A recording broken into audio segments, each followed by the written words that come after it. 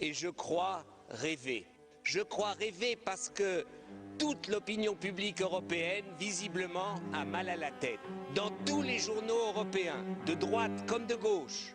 Et ici, le Premier ministre hongrois et la droite de ce Parlement nous dit qu'il n'y a pas de problème hongrois. Donc on est complètement schizophrène. Moi, je voudrais vous dire une chose très simple. L'Union européenne n'est pas un paillasson sur lequel on s'essuie les pieds, mais c'est une maison commune que nous construisons ensemble, Monsieur Viktor Orban.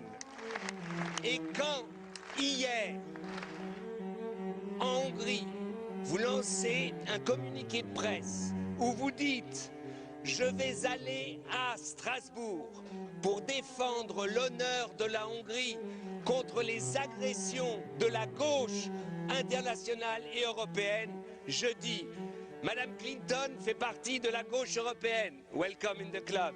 Madame Merkel fait partie de la gauche européenne, welcome in the club. Monsieur Juppé fait partie de la gauche européenne, welcome in the club.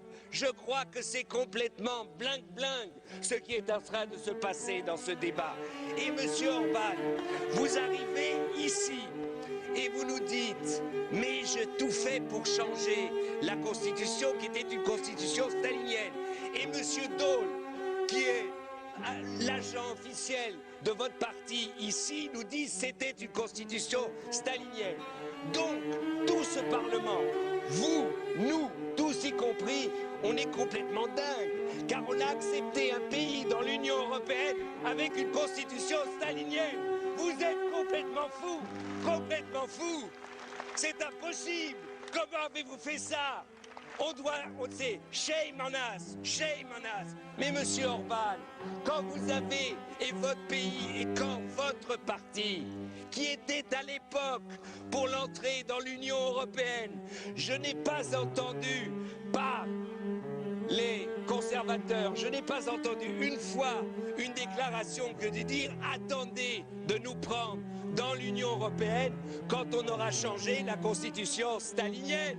Je n'ai pas entendu ça. Donc arrêtez avec ces bêtises.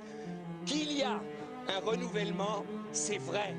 Mais qui dit renouvellement, ça peut être dans la bonne direction ou dans la mauvaise direction. Et c'est pour cela que si vous êtes si sûr de vous, si vous êtes sûr de vous qu'il n'y a pas de problème démocratique en Hongrie, faisons l'article 7 et nous verrons bien le rapport qui sera rendu. Et si vous avez raison, je vous demanderai pardon. Et si vous avez tort, je vous demanderai de me dire pardon, messieurs les conservateurs.